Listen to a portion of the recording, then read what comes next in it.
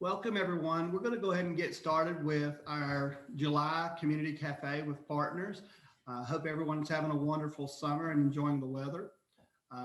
Today's topic will be back to school, and hopefully, you'll walk away with some things to help you prepare to support individuals and persons in the community as we prepare for back to school. Um, a few housekeeping things. Um, we are recording this, so there will be opportunity to view this later on. If you're interested, Abby will run through that in a little bit as well. You are muted, but if you have questions, if you'll raise your hand and alert us, then either ask your question in the chat or we'll unmute you. Abby will unmute you and allow you to ask your question live. We're going to manage our time and try to ask questions as we go, but we do want to make sure we end right at 11 a.m. and try to stay on schedule as best we can. So with that, we're going to go ahead and get started. And first up will be Amber Matthews with Partners, and she will be talking to us about social media. Amber?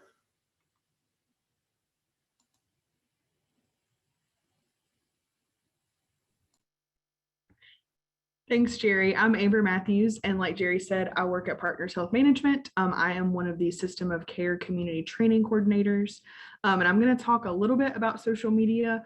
Please know that I realized that I only had about 5 or 10 minutes to talk. I was going to originally talk about some apps that we should keep an eye out for, but then I realized that that would just take too much time because there are hundreds and hundreds of apps. So I did make a little cheat sheet for us, just some apps to keep an eye out for, not necessarily anything bad. Some of them can be. All apps and everything online could be dangerous, has potential for that, but just so you know, there are some apps that you could keep an eye out for on some of your young people's screens.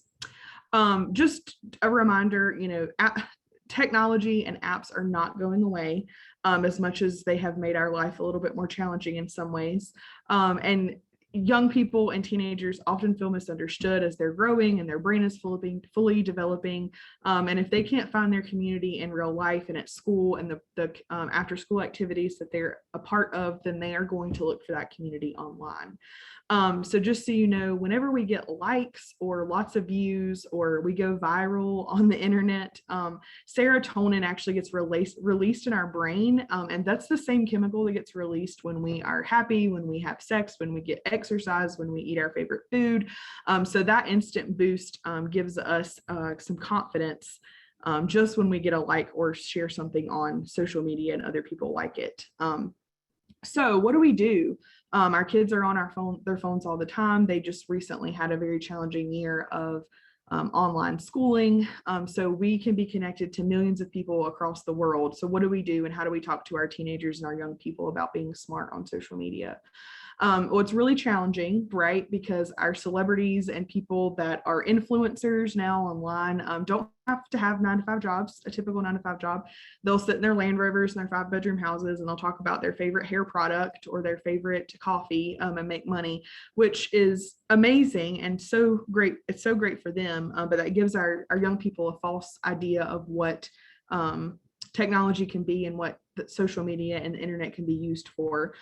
So because their brains are still fully developing, sometimes kids get cyberbullied online.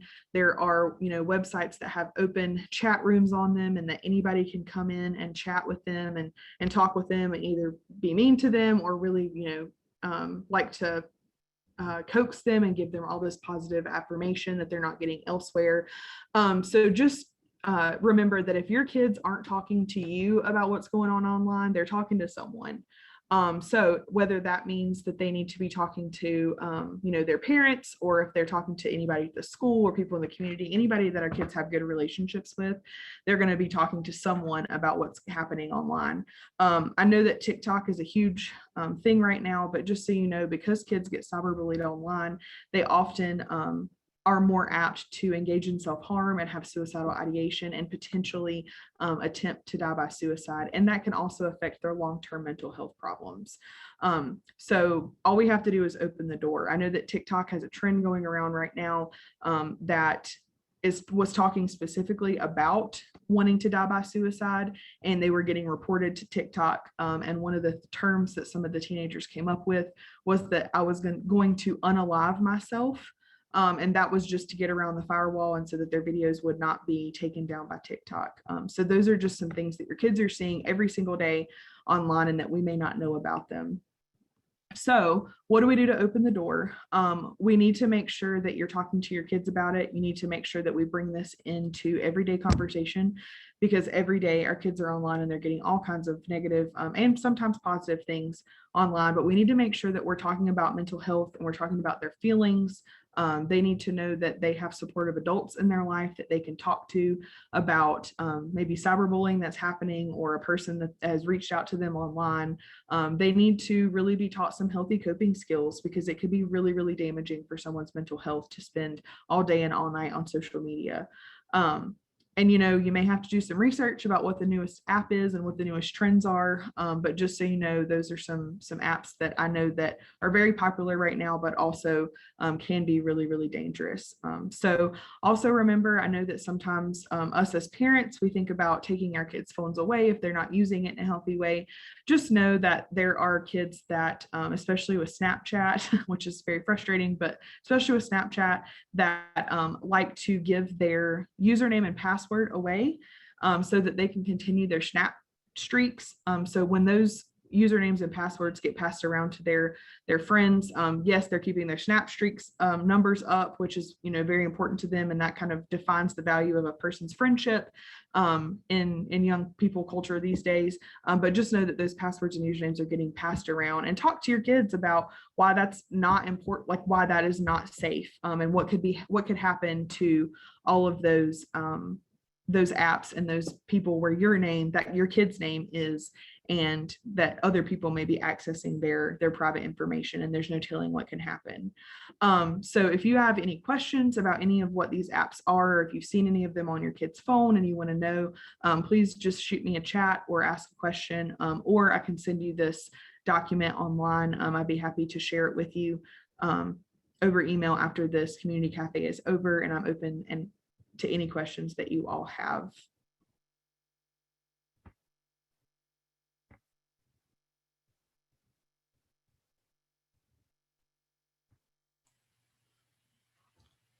Thank you, Amber. Amber, I had a quick question for you. And I have a 21-year-old, so I don't think I'm out of that where they use these apps. But my question was, aren't there ways that youth can block to where parents can't necessarily see it on their phones?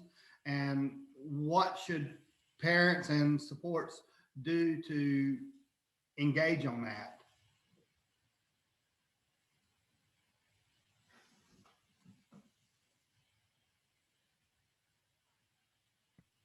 Sorry, I muted myself too quickly.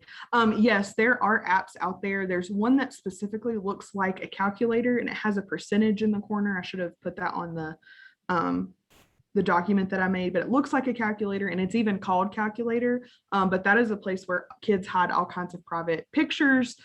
They may be sexual, they may be conversations that they save, they may be pictured, anything and everything.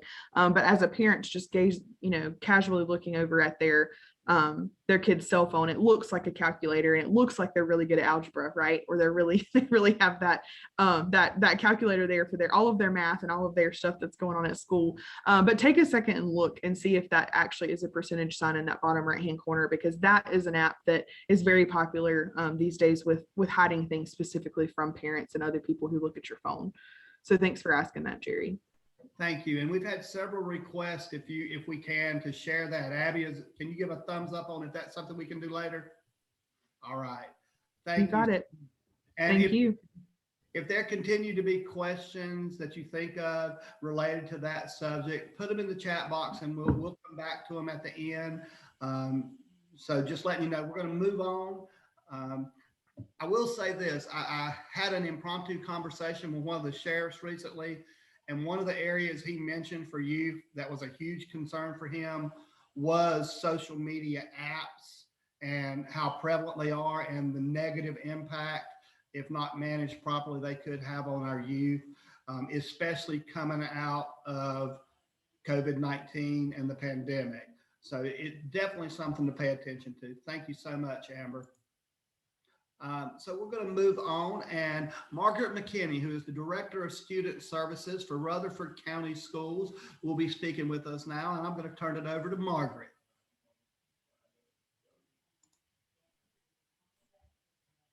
Hello, everyone. I am Margaret McKinney, and I do work for Rutherford County Schools. And one of my roles is to oversee our student service team here for our district, which it entitles, it's all our counselors, social workers, graduation coaches, outreach specialists, college advisors, just anything that can provide students additional support, additional layer for success. I pretty much oversee it. So one of the things that I wanted to talk to you about that we have a real big impact here in Rutherford County is our food program and our outreach program. Our food program, we do the backpack program, which I know a lot of you are very familiar with. We are a free reduced county. All our students get free breakfast and free lunch. So right now, for example, we are giving weekly boxes to families that are requesting a weekly box delivery. Families can come to the school, pick up a box, and it has food for the entire week for the students. We did that also in the pandemic. We served meals to all kids 0 to 18 years of age, regardless of whether or not they were members of Rutherford County School or not. We provided meal pickup at all our school locations throughout the pandemic. And we are still providing meals for those who are requesting those meals.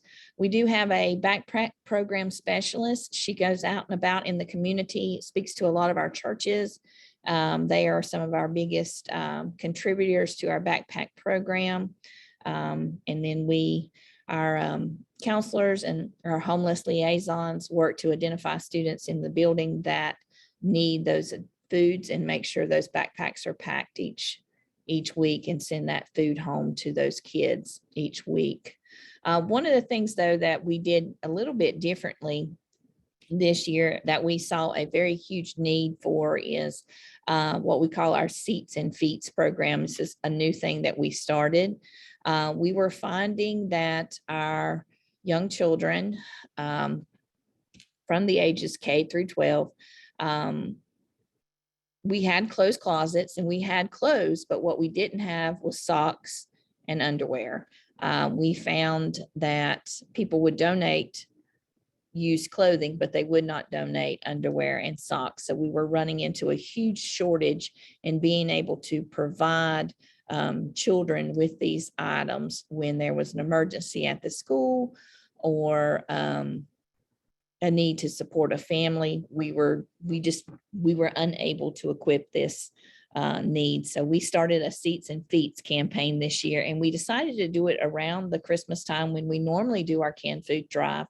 A canned food drive is so prevalent here in our county, in our community at Christmas time. So we felt like that part of the canned food drive would still be taken care of in the community. So that's why we decided to back off as a school district, and especially with the pandemic, not being able to collect those cans as easily. We changed our approach this year to a Seats and Feet, and we asked that our school communities donate underwear and socks. And then we collected all that and distributed it to all the schools, so that based on the sizes, we distributed it to the schools. And so any child now who comes to the school in need of, when we would change, a lot of times we change kids' clothing and wash their clothing and found that they didn't have underwear. And so we have a clean, fresh pair of underwear to provide them. Kids have accidents, of course, too. That's a common thing.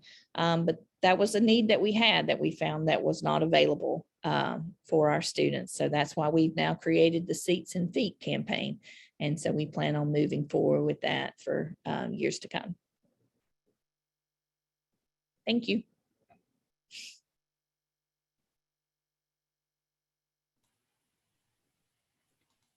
Thank you, Margaret, for that information. And I want to say, I know there's several programs across the communities that may be going on. I think it would be good, since we're trying to provide information about opportunities and like what Margaret brought up about the seats and feet, and offer those and share ideas as well as information. So if you've got something going on that may be unique to your area, if you'll mention it in the chat box, that's great. I think sharing, because I think one of the problems we see a lot of times is we don't know what we don't know and haven't heard about. So share it. I know several of my colleagues that work as community engagement specialists are also on the call. So hopefully you guys are checking the chat box as well, and we'll be able to pull that information and share it. But also I encourage you to email that to us directly as well. So moving through the agenda, we're going to move to Heather Bridges-Moore, who is the Executive Director of Communities in Schools for Cleveland County. Good morning. I'm going to share my screen.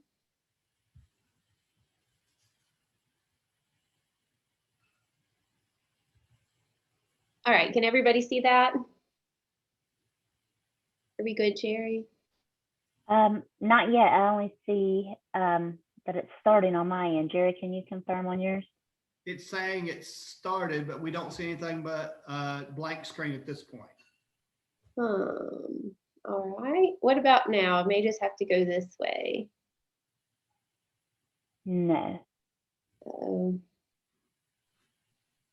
Yeah, I see where it's doing that. All right, give me just one more second. Jerry, while we're doing that or waiting on that, we can go ahead and do a poll if you want. That would be great. Go ahead, Abby. Okay, I'm going to launch one poll. It's just a demographic poll. And after you answer that, it should go away. We'll share the results though with you guys.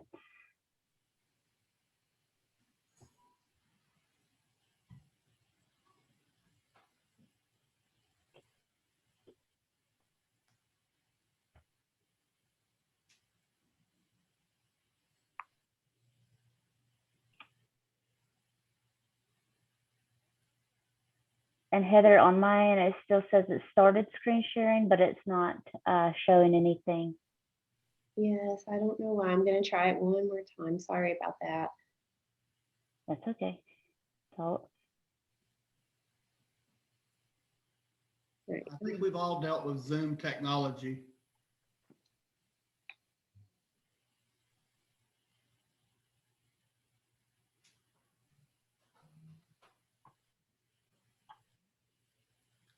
And Margaret, if you would, there is a message in the chat box for you.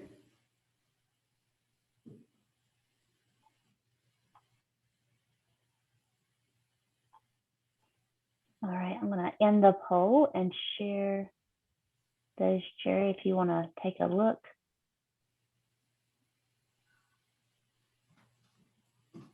Looks like it's a pretty good cross section of our community, which is always our hope, to have a good mixture of providers, school system, community members, and others. And for future presentations, we always invite you to bring people to the table. School system, churches, businesses, any of those are appropriate to be a part of our community cafes, and we welcome them all to be a part. And with that, it looks like we are now ready to roll with Heather's presentation. All right, you can see it now? Yes. Yes. Okay, perfect. Okay, so as Amber mentioned, I work with communities and schools of Cleveland County. And so I just want to give you a brief introduction to what our services look like, not only in Cleveland County, but there may be some in some other areas that are covered by some of your services as well. So what is Communities in Schools? Briefly, Communities in Schools is a local affiliate of the nation's largest dropout prevention organization. So Communities in Schools is a national organization that operates across the United States, and then also in a number of states, but also at local levels as well through local affiliate chapters.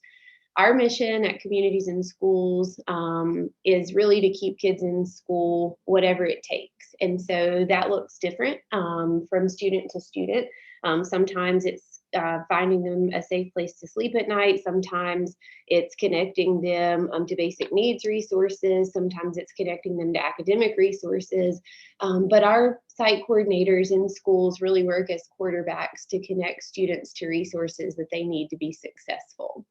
So we provide both school-wide and intensive interventions related to our core model, which is academics, behavior, coursework, and family engagement. But we see a lot of basic needs, social and life skills, and other things that get sprinkled in there because everything is all just sort of interwoven. Many times, the challenges that a student is having in school is really a result of what's happening in their home or in some other capacity in their life. And we do offer some community-based programming as well, which I'll talk about briefly later. So Communities in Schools was actually founded by a guy named Bill Milliken in Harlem in the 1970s. And briefly, Bill Milliken was a high school dropout. He wasn't able to be successful in school. He was basically told that he would never succeed. And ultimately, it was determined that he was dyslexic. And so that had been one of his main challenges. But when he dropped out of school, he ended up in Harlem in the streets, and he ended up getting a group of guys together and sort of building on that collective power, and they all earned their GEDs, and from there it just sort of spun off. Originally, the organization was Cities in Schools, and then it became not only urban, but rural as well. So what do our relationships do in schools? We provide a site coordinator that offers a one-on-one relationship with a caring adult to students. You doing good? We coordinate holistic resources and make them accessible to students and their families. We engage with parents and guardians so that they feel connected to the school and connected to their student. And we mitigate barriers, whether they're internal to the student, in the school, or at home, to minimize their effect on academics. And that creates space for teachers to focus on teaching, students to focus on learning, and we kind of manage all of the rest. And so again, it's just to help students stay in school, whatever it takes. So what does our structure look like? We have a school support team. So in all of the schools in which we operate, which in Cleveland County, we operate in 6 schools out of the 30 in the district, and that's based on funding. There's a school support team that consists of counselors, administrators, all kinds of folks at the school, plus our site coordinator, and they get together on a regular basis to talk about students who are appropriate to be referred to our program. We develop focus areas based on the school improvement plan. So the school might have certain goals related to increasing literacy or decreasing behavioral problems, or a host of things. And so we developed some school-wide goals based on the school improvement plan. We have a referral process based on risk factors. And so anybody in the school environment or the community can refer to our program. We just have to have parent consent and a host of intake paperwork. And that's that part about intake, including parent guardian consent. And then once we have an individual student referred to us, even though I mentioned we do whole school, tier 1 supports, really our bread and butter is these tier 3 interventions, which are one-to-one site coordinator with individual students. And every student has an individual student support plan that has goals specifically related to what their struggles are, whether it's decreasing behavioral incidents, whether it's improving grades, whether it's improving social skills, or so on and so forth. And so in response to these individual student support plans with goals, we deploy supports and routine progress check-ins with each of these students so we can stay on track of their progress and how they're doing. We optimize based on communication with that school support team about how each student is doing in other environments like the classroom and specials and all of those things. And we also have a national accreditation process that provides some structure and accountability and protects the Communities in Schools brand. And then we have our data. So we do collect data and aggregate that. And so that is validated each year by RTI International. So what do we focus on? Again, attendance, so improving individual student attendance, behavior, decreasing behavioral incidents. And so we do some SEL things. We do some evidence-based programming related to behavior, restorative practices, and things of that nature. We focus on coursework, so improving grades through goal setting and encouragement, and also, as I mentioned, focusing on all the other facets of a student's life. We work on family engagement, so building relationships with those parents and guardians to help them feel more comfortable with the school, and as a result, to become more engaged in their students' progress. We work with some life skills, building confidence through guided activities, and we provide some social emotional support where we have individual and group conversations on communication skills, coping, how to mitigate conflict, and other things in that realm. So what is our footprint? Nationally, 25 states plus DC. So there are 128 affiliates in 2,500 schools. In North Carolina, we have 21 affiliates, 300 schools, and we represent about a third of the counties. We cover about a third of the counties in North Carolina. And then locally, we have one affiliate, 6 schools. We serve school-wide almost 7,000 students every year, and we case manage 305 of those students. So we've been in Cleveland County since 1991, and we started as a 2 afternoon per week after school program known as the Homework Club in one school in each of the 3 historical school districts before the district merged into one. And currently we serve 1 intermediate school, a middle school, and all 4 traditional high schools. And really, it's a really nominal cost per student for us to serve students and help them to be successful with that ultimate goal of getting them across the finish line to graduation. So our outcomes, and this data is a little bit dated because of the pandemic year, but 85% of students made progress toward academic goals, 74 made progress toward attendance goals, 88 made progress toward behavioral goals, 96% of our students were promoted, and 95 of them graduated. 95% of them graduated. In 2019-20, it was a little bit different. And so during the pandemic year, schools were closed. And so we delivered meals, served as the call center for delivery requests, conducted needs assessments with our families, and made sure they had everything they need through deliveries, whether that was food from food banks, technology resources, payment waivers for electricity. And then we met with students in virtual group sessions, stayed in touch with families by phone, delivered enrichment packets, and then served as a sounding board for the students who were suddenly thrust into a home environment that might not always have been so safe. And then this most recent year, Cleveland County was in school on a semi-normal basis with 2 cohorts. And so we were able to be back in schools providing support to our students who were there face-to-face, as well as continuing to provide virtual support to those who weren't.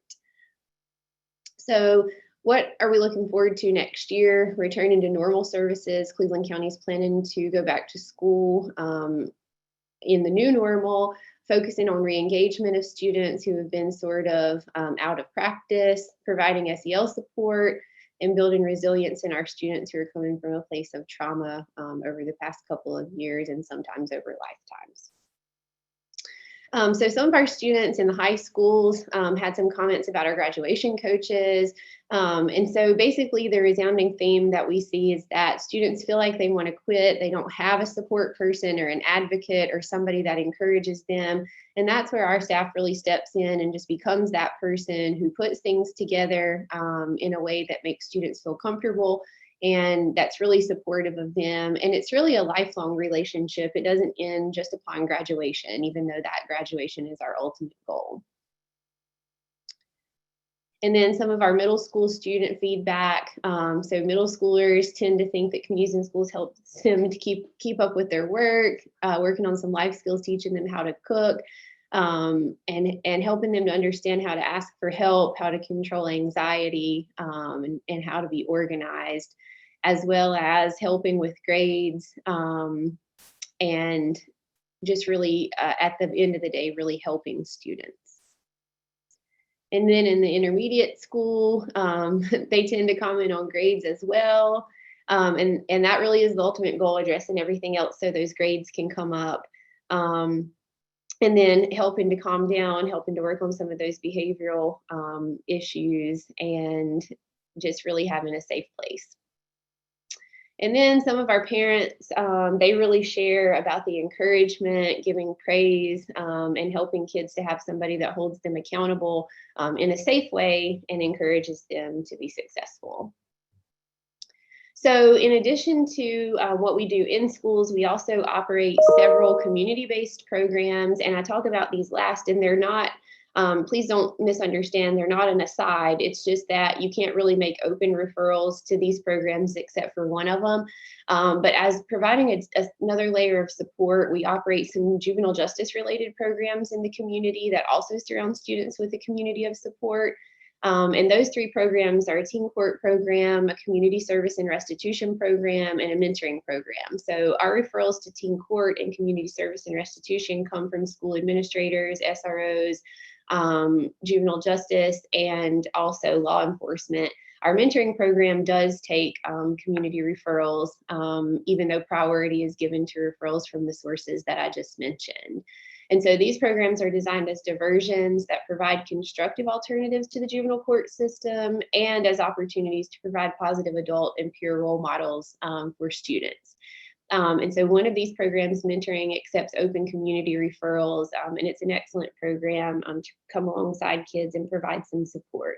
One of the great things about these programs is that they dovetail nicely with our work in schools, because our program agreements stipulate that if you come into one of our juvenile justice related programs, if we have programming available at your school, you automatically, your parent completes a program application and gives consent for you to be linked up with our site coordinator. So not only are you receiving support through one of these three programs, but you're also receiving support in school through a site coordinator as well. And we're always in need of adult mentors. There are plenty of kids that really could use that solid role model and that consistency, but we're limited by the number of adult mentors that we have available. So any questions for me?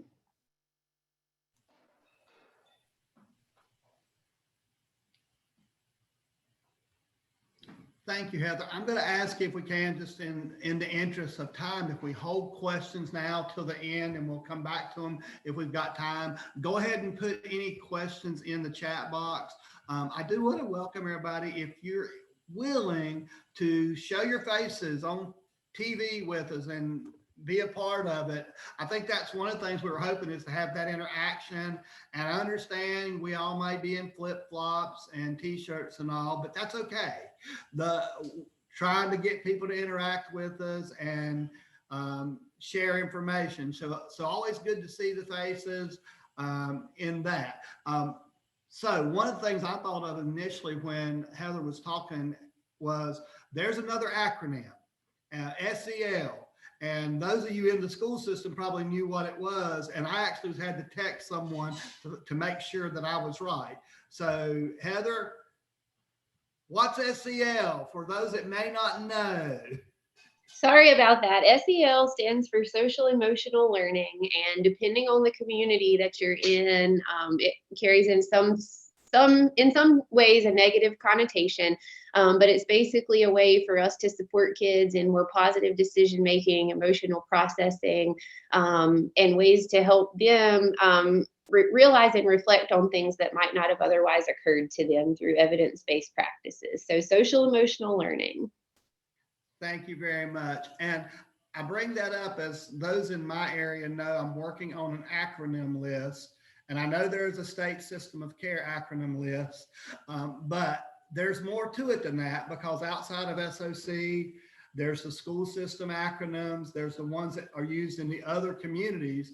So I'm working on putting together a list, and I'll share that with the collaborative supports I have. That way we at least know what it stands for. We may have to ask the question of, well, what does it really mean?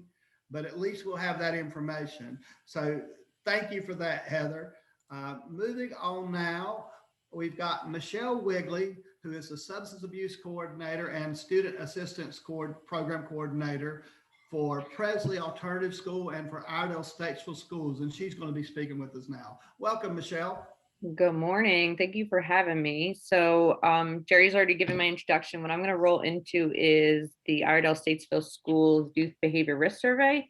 I kind of wanted to share a little bit of our numbers with you and then be able to show you all what we were able to do with the grant money that we're receiving now that we're rolling into year 3 of our $12 million grant. So give me 1 second.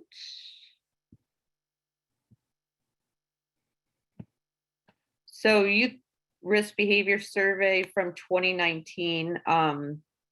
We had some strengths. Students stopped carrying a lot of weapons on campus and they started to not text as much. But in our county, we have a lot of opportunity and a lot of weakness. We have opportunity in almost 12.5% of our students don't feel safe on campus. This is a major area of our grant to deal with trauma informed and to get teaching staff and our school communities trauma informed. So that's one area that we've been working on. We've made no progress in students who have attempted suicide or suicides that have been completed. So this is an opportunity that's kind of near and dear to my heart. We had 6 last school year. So this is a really big area that we're working on coming this school year. As my role as SAP for the district, I kind of go as soon as something happens at a school and help support the students as well as the school community. So this has really been something that has hit our community really hard. And we have CHA, Children's Hope Alliance, who we were able to get through the grant, and they provide our mental health services to any student that is referred to them within any of our schools, well, the grant schools, because there's 31 of our grant schools. I had to add like breakfast and stuff on here. This is for another presentation, so roll with me on here. We also have seen a increase in sexual dating violence. This is something that we're working on, especially with our health and PE teachers. We have gained new programming that will help us start this communication and conversation with the students, which is something they haven't always had. This school year, we're rolling into full implementation of our Too Good for Drugs and Violence program that will also be able to give kids some more information on how to see if a friend needs help, see if they need help themselves and where they can reach out to for help. Sorry. We have seen a 5% increase in students who feel sad or hopeless. I'm expecting this year YRBS to be even greater because of COVID. We all know that all of our students have struggled, especially in the SEL parts. So us as SAPs, student assistance program folks, we're going to try our best to get these students back engaged and really just trying to keep a thumb on them because our kids are really struggling right now. We as a district also have seen an increase almost 4.5% in students who seriously attempted suicide.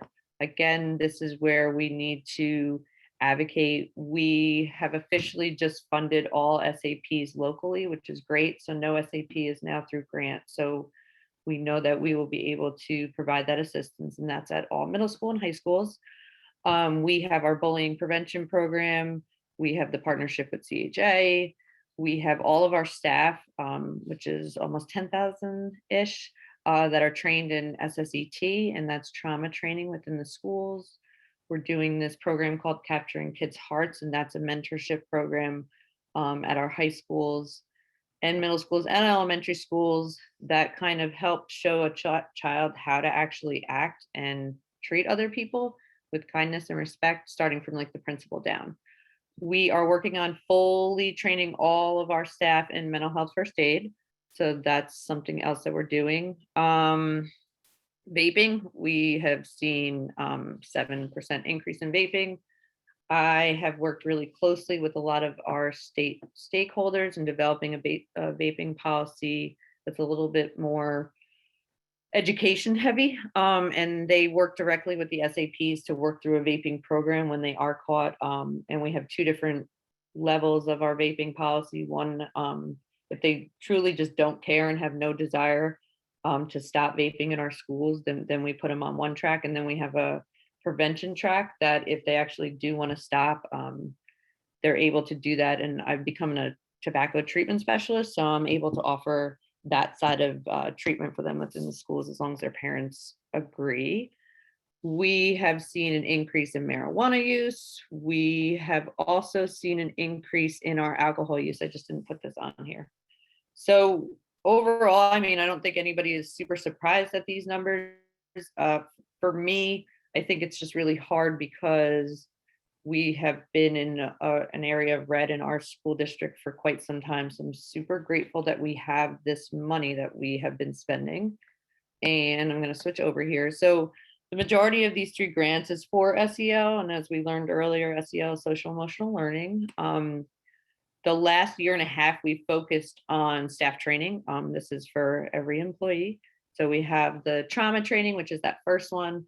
Then we have our Say Something app, which is something students, community members, faculty, anybody can log on to and submit a report if they're feeling uncomfortable about what somebody's saying or doing. We have been trauma informed for non-grant and grant. We actually did all non-grant this past school year. We are doing restorative justice in all of our grant schools. We are working on getting all of our teachers and school personnel culturally responsive, and then capturing kids' hearts. So the biggest things we're pushing is our partnership with CHA. They do school-based therapy, and then crisis threat assessments, same day. And even for me, like if they choose to do a substance use assessment, I'm a licensed clinician, so I'm able to do that for the youth. And then we're able to kind of get them into programming as soon as it's needed, basically. Our services were being underutilized. There was consistency in deployment, and then the pandemic obviously is making all these things worse. So I'm not going to go through all these, and if anybody wants it, feel free. So tier 1 student level prevention.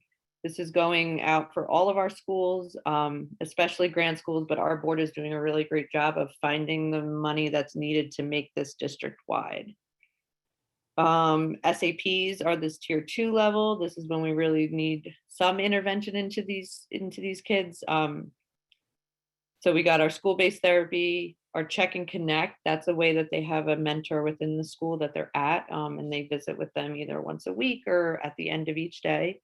We do targeted skill teaching. So as SAPs, we are doing different groups related to the population that we're serving at the different schools. We all have a trauma-informed group that we do. At Presley, I actually do 2 different trauma groups because of the population. So we do a male and a female group to kind of separate that, because Presley is the alternative school for our district, and there's a lot deeper problems that we're seeing at that school. And then we do counseling, and then there's the SAP referral form that our teachers are using. And then tier 3, this is when we need a crisis response. This is when we use CHA. We have behavioralists who do functional behavioral assessments and behavior plans, especially if the child's starting to show some behaviors that are going to get them to a different school or get them homebound. We don't want anything like that. CHA was all trained in trauma-focused CBT. So any student that's referred for that trauma focus, they do that during school time. And then we have our Say Something app.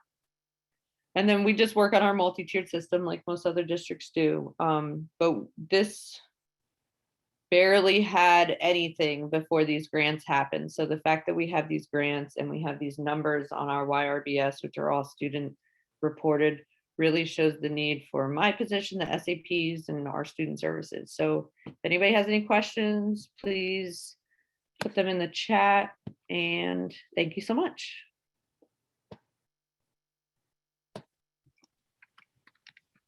Thank you, Michelle. And as I said, we'll hold any questions. Please go ahead and put any questions for anybody in the chat box, and we'll move through the agenda. And looks like we're still on schedule, but if you would hang out for us for a few minutes if we happen to run over. Next, want to have Joshua Probst, who is the Executive Director for the Boys and Girls Club of Cleveland County, speak with us. Welcome, Joshua. Thank you.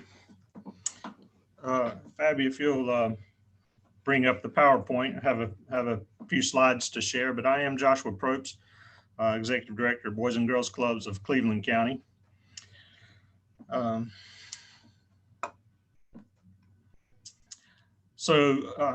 ahead and advance to the first slide, please, or the next slide, please. What is a Boys and Girls Clubs? Well, Boys and Girls Clubs started in Hartford, Connecticut back in 1896. A couple of little old ladies out seeing young boys on the street, getting into trouble and those sorts of things, and brought them inside to have some cookies and coffee. And that became the first Boys and Girls Clubs. And now there's more than 4,000 clubs across the United States and overseas on military bases. It's the largest youth development organization in the world. But here in Cleveland County, we started in 1966 in the old Lutz Austell Funeral Home at 412 West Sumter Street.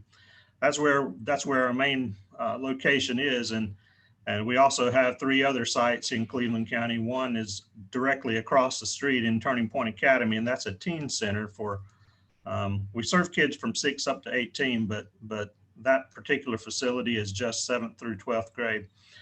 We also have a site at the Graham Elementary School and most recently at Kaiser Elementary School. So we're trying to spread out some more into the county in places that have been typically underserved. We serve about 400 kids each year between those sites. Next slide, please.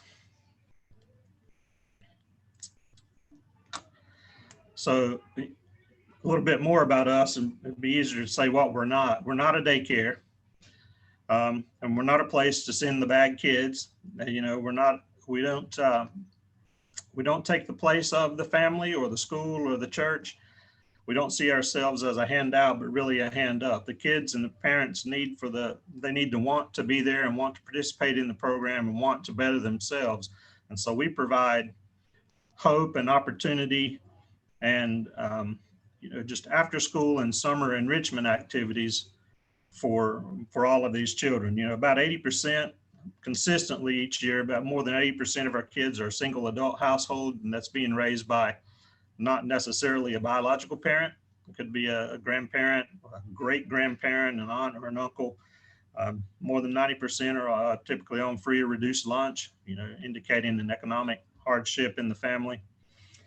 And so we do our best to keep our fees low. It costs children $50 for an entire semester or entire school year to attend the Boys and Girls Clubs. That's really a token fee.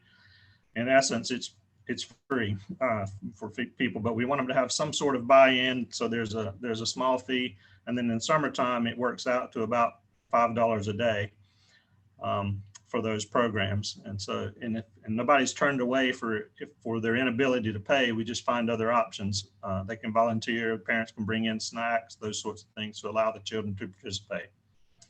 Next slide, please. So here's our mission: enabling all young people, especially those who need us most, to reach their full potential.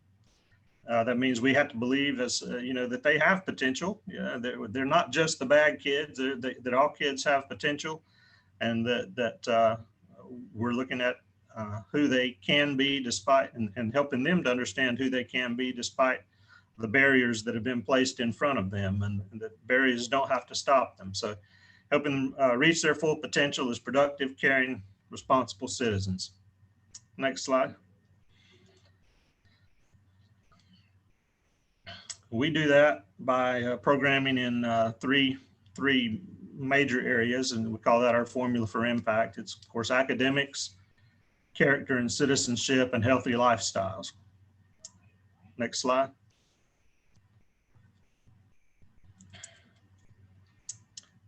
We help kids by providing a safe and positive environment, fun. That's why they come to us, because we do our best not to appear like school. Although we have educational activities, we have an array of programs that some are like classes that are about alcohol and drugs and sexual activity and so on. It's not meant to feel like school, and that we do it in a way that's fun and engaging. So the kids come because it's fun.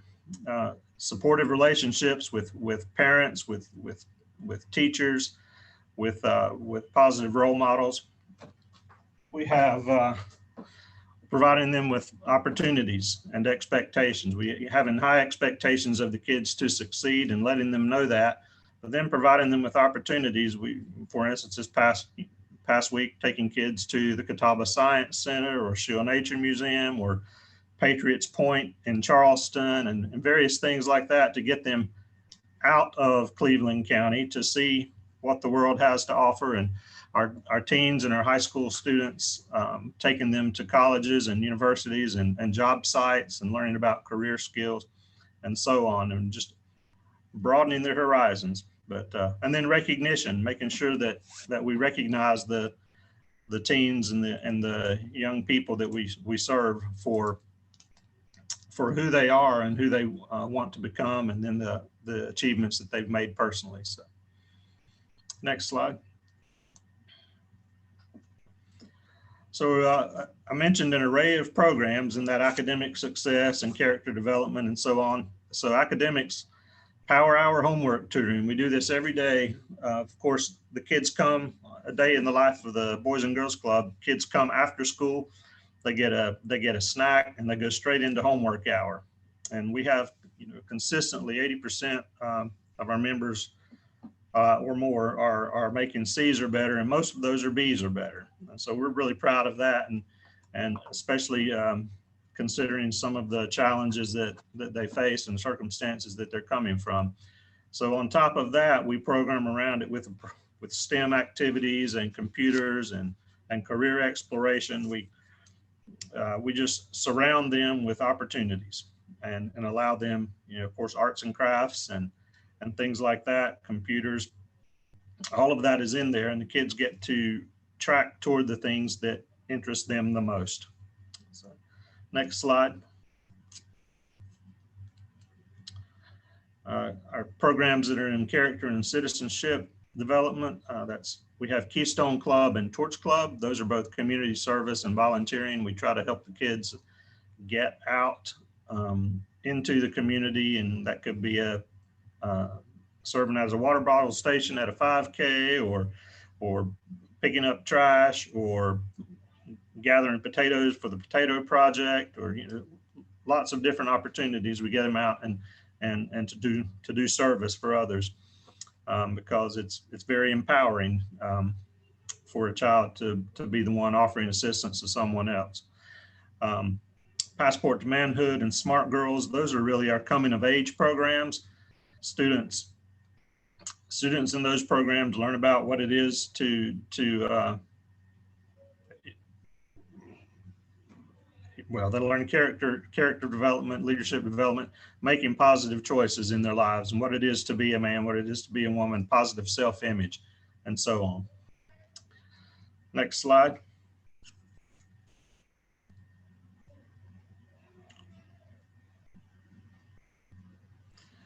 Healthy lifestyles.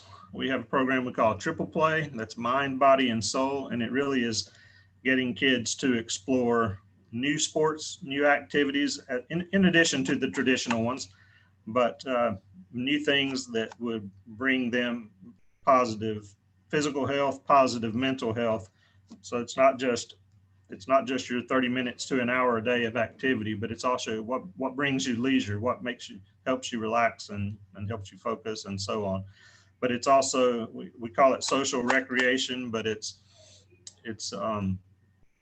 learning how to win and how to lose and how to do so gracefully, and how to take turns and share. And people come in all the time when they tour our facilities and say, "Oh, you only got one pool stick. I can buy you another pool stick." And then we're like, no, we do that on purpose, because by putting one pool stick on the table, the kids have to learn to share. They take turns and so on. It's like, we got money for pool sticks. Don't buy us pool sticks. Healthy habits is nutrition, healthy eating. We're partnering right now with locally with Common Ground Café and a program called Aspire to teach healthy eating, culinary skills, and so on to some of the kids. And then we have a program we call Smart Moves, and everyone regardless of age, does age appropriate activities in this, but it's all about positive, positive self-image, understanding how to resist alcohol, drugs, and sexual activity. So those are all programs that we do in a typical after school or summer day at the Boys and Girls Club. So next slide. Anybody have any questions?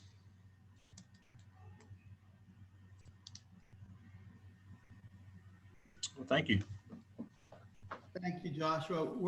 We'll table questions. If people have questions, please put it in the chat box. I'm going to modify the agenda slightly. I noticed we have a guest in the audience, and I wanted to have her speak about what she's got going on in a unique program in Mooresville, North Carolina. And I want to open up for Sarah Allen with Fusion Teen Center. Hello, thank you so much for having me. I wanted to let you know, if somebody doesn't know about the Teen Center, it's an after-school program, and it's located in Mooresville, and we serve 7th through 12th graders. We also offer like free tutoring, dinner, snacks, Bible study, and also life skill classes. We do lots and lots of fun activities. And so I thought, how can we implement something fun? And so we came up with an idea of having an art show and a cornhole tournament. So we will be doing that on August the 21st from 4 to 7 at the Fusion Teen Center. It's a Saturday, and 4 to 7 is usually whenever we meet anyways, like on Monday. So we just kept it at that same time, so it would be in their brains. But this is an opportunity for the community to come out and parents to tour the facility to kind of see what our teens actually are doing. So they will be displaying things such as paintings and jewelry pieces, graffiti art t-shirts, floral designs, record art, and just even more. I mean, just so many fun things. And then of course I said something about the cornhole tournament. We'll have that as well, because we have all kinds of teens and they like all kinds of different things. And so we have something for the outdoors and something for the indoors. And then Food Line is partnering with us, and they're going to be feeding everybody hot dogs. But our cooking class is going to be making hors d'oeuvres for the art show. So I think everybody is just truly excited, and Fusion is just keep going on, and we just are so happy and blessed that we have so many partners out there who are supporting Fusion. We eventually will have in December, we're going to have a murder mystery dinner fundraiser. So that should be a lot of fun for everybody. And also thank you to Partners Health Management for having a class on suicide prevention offered to our volunteers here at Fusion. And that's it. Thank you so much. And if you have any questions, I'll just put my information in the chat box. Thank you, Sarah. She kind of stole my thunder on that. I brought that up because not everything happens in the school system, but is so many things, as Joshua and others have brought up, are so connected to what we can do to serve and support our students. So while Fusion Teen Centers in Mooresville, and we don't have time today to necessarily have everybody speak about the same type thing in their county, please let the collaborative know and use your community engagement specialist to let them know of the things happening in your community, whether or not it's an activity, some type of opportunity for training, anything of that nature that's going on. That way we get kids connected. Not every kid wants to play football, cheerlead, play basketball and volleyball. That's not the thing for everybody. There's always something else. And Sarah also brought up the QPR training that Partners is going to be supporting on that. If there's interest there in things, Partners could be an assist in some cases. In some cases, we can be a referral source because we have limited capacities, just as anybody that's on this meeting has. So with that, I wanted to segue into to Amber to speak a little bit about training with Partners. Amber? Thanks, Jerry. I want to share this with you all really quickly, and in respect for everybody's time, I won't go through and talk about each training specifically, but as we go back into school and we get back into our normal routine, hopefully, if everything continues to improve, may not be the case, but we do all of these trainings on request, but we do most of them monthly. We also have a few that are appropriate for young people to participate in as well. So I put those on the right. Also, those can be offered to professionals or adults as well. But these are all the trainings that we're offering right now. If you have something that you would like to request, please let myself or Jeannie Patterson know. And we are doing these trainings virtually as an option, but we also have been coming in real life if we need to set something up for that as well. So please don't hesitate to reach out and ask us to do a training, to come to your community and do one, because we'd be more than happy to. And also, just as a extra plug, if you want to get these trainings monthly calendar emailed to you, please send me an email address and I can put you on our rotation. Or you can go to partnersbhm.org, go to the top middle, click on About Us, and subscribe to All Things Partners, and you will get those emails to you monthly to share with the community that you're living and working in. Thank you so much. Amber, if you'll leave your screen up just a second, there are other trainings offered, but most of the ones you see there are geared towards youth and supporting youth. And take a look at them if you're not sure what they are. Are there definitions of those on the website with more information, or how would they get more information about what they are, Amber? There is, and you can also email me and I can share this as well because I actually have them all down here too. But I can send out this document if need be, if people have more questions about what specifically the topics are in what category for each training. Okay, and I asked that because I know that recently y'all started doing some projects with recreation departments on training their staff. I think you've done some stuff recently with library staff as well. Yes. So there's lots of opportunities there for training. And again, we have limited capacity just as anybody else on the phone, on the call today, but wanted to share that and make sure we emphasize how important training and support are to our communities. So with that, we're coming to a close to our meeting, and it's always nice to see the number not drop a whole lot as we move through the day. It gets, I know we all have commitments, and 11 o'clock, I don't want to say it's a hard stop because clearly today it hasn't been, but thank you all for being with us today. As I look around, I really want us to invite others to the table because I thought this was very valuable, and we fight things together. Michelle gave us some pretty brutal information about the realities that the school kids are dealing with right now, our youth are dealing with, and we can help. We can help Michelle, we can help Heather, we can help each other doing the things Josh offers, what Sarah offers, and what others offer. We're only going to fix things by working together and sharing. And I see a lot of people on the call that I know are involved, but we're missing pieces of the community. We get this message out through the businesses, through stakeholders across the divide. So please share that for all of them to be a part of this and be part of our community. So moving to our last thing, we will be doing our next community cafe in August. Again, it's at 10 a.m. on the fourth Wednesday of each month. You can go to our partners page and sign up via our calendar, and you can actually sign up for, I think, the next 6 months. Our topic for August will be about Medicaid transformation. We had initially planned that for July, but we really thought, given timing, that it would be good to have July be about back to school. And it worked out perfectly with some new information regarding Medicaid transformation that we delayed it a month. But really want to encourage you all to join us for that discussion. It impacts more than just partners.